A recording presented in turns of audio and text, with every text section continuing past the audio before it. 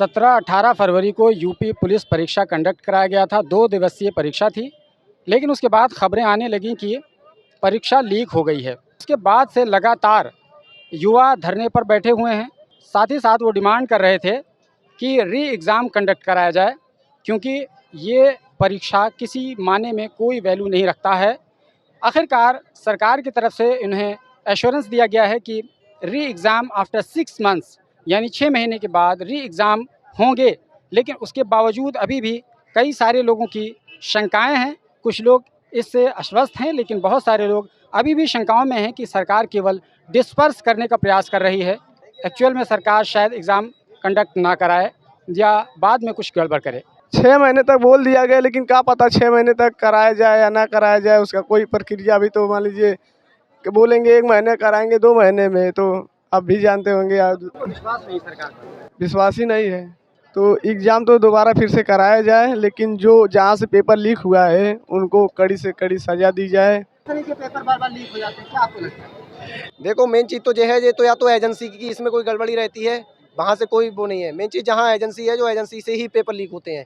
क्यों कॉलेज में पेपर इतना पहले नहीं पहुँचता है। कॉलेज में पेपर और के पेपर हो रहा है 2 दिन पहले ही, और तो एजेंसी से हो रहा है। कॉलेज में 2 दिन पहले नहीं पहुँचता है पेपर। सर आरओ का भी पेपर लीक हुआ, उसका भी कुछ नहीं हुआ। वो भी इलाहाबाद में धरना दे रहे हैं बच्चे। आपको सरकार पर विश्वास नहीं? विश्वास होता तो फिर क्या होता फिर सर, पेपर ही न लीक होता। जैसे कि पेपर वायरल हुआ, उसके बाद मीडिया ने कहा कि वायरल नहीं हुआ, फेक न्यूज़ है। फेक साबित कर दिया गया मीडिया के सामने। डिप्टी सीएम ने कहा कि ये विपक्ष की है चाल। गरिमा है कुछ उनकी है, डिप्टी सीएम हो उत्तर इतने बड़े प्रदेश के।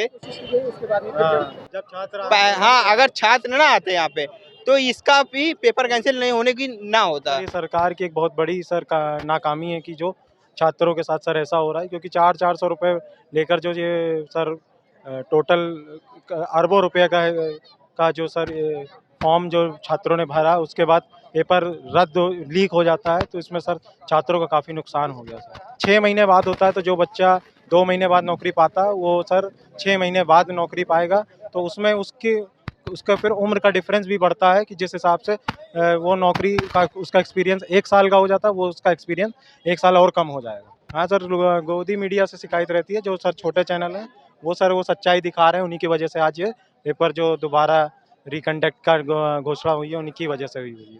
क्योंकि सर जो प्रॉपर मीडिया जो देश में चल रही है, वो सर एक ही चीज़, जो पॉजिटिव न्यूज़ होती है वही दिखाती है, जो निगेटिव जहाँ आती है वो फिर वो दिखाना बंद कर देती है, तो उसमें फिर सर सरकार का प्रेशर रहता है। हाँ सर, काफ़ी प्रेशर रहता है।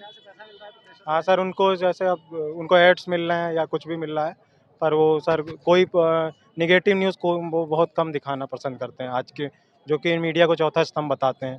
पर सर ऐसा भारत देश में अब बहुत मुश्किल लगा, डिक्टेटरशिप का रूल आ रहा है जिस हिसाब से देख रहे हैं। मेरा नाम राजकुमार चौरसिया है, मैं सुल्तानपुर उत्तर प्रदेश से हूँ।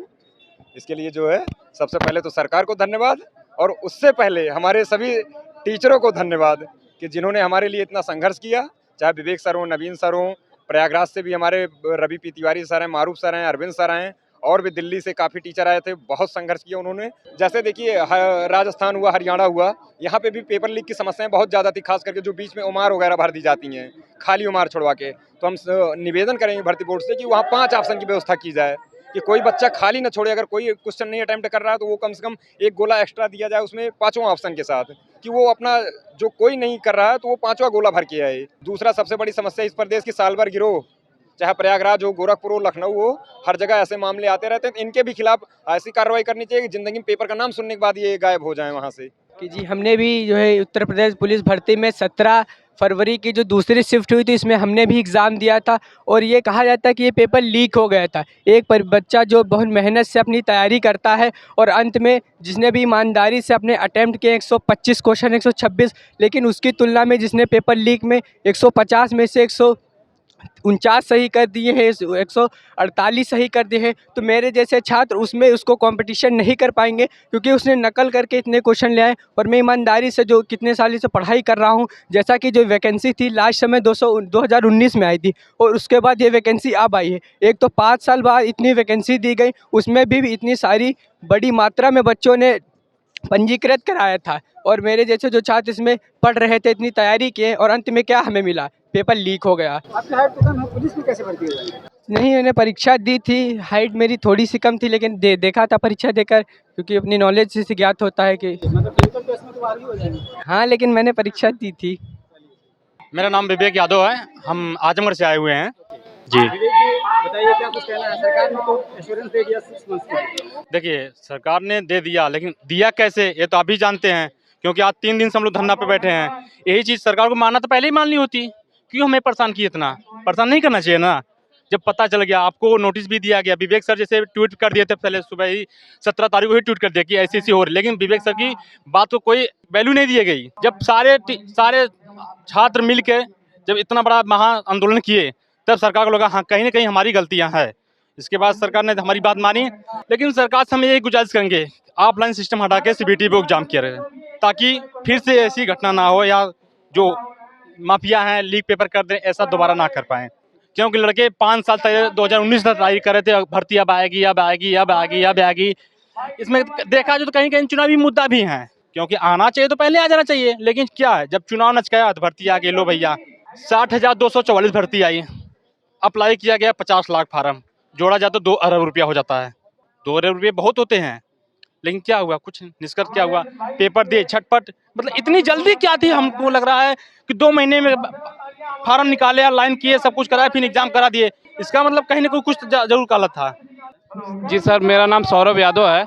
हम UPP में फॉर्म भरे थे, जो फॉर्म लीक हो गया था 17 तारीख को। 18 तारीख को जो सेकेंड शिफ्ट का एग्ज़ाम था वो लीक हो गया था। वो हर जो क्वेश्चन पेपर लीक हुआ था उसमें 147 एकदम मिल रहे थे आंसर।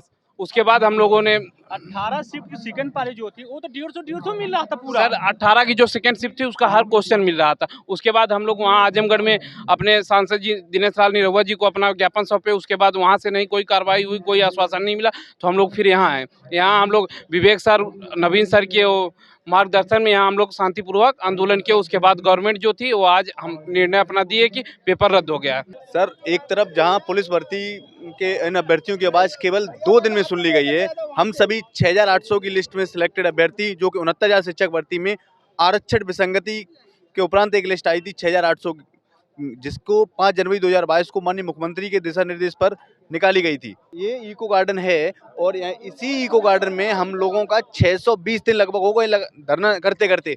बीजेपी सरकार हम लोगों की बात को नहीं सुन रही है, क्योंकि हम सभी OBC SC आरक्षण पीड़ित अभ्यर्थी हैं और ये गलती बेसिक शिक्षा विभाग के अधिकारियों ने की थी। इस गलती का खामियाजा हम सब लोग उठा रहे हैं।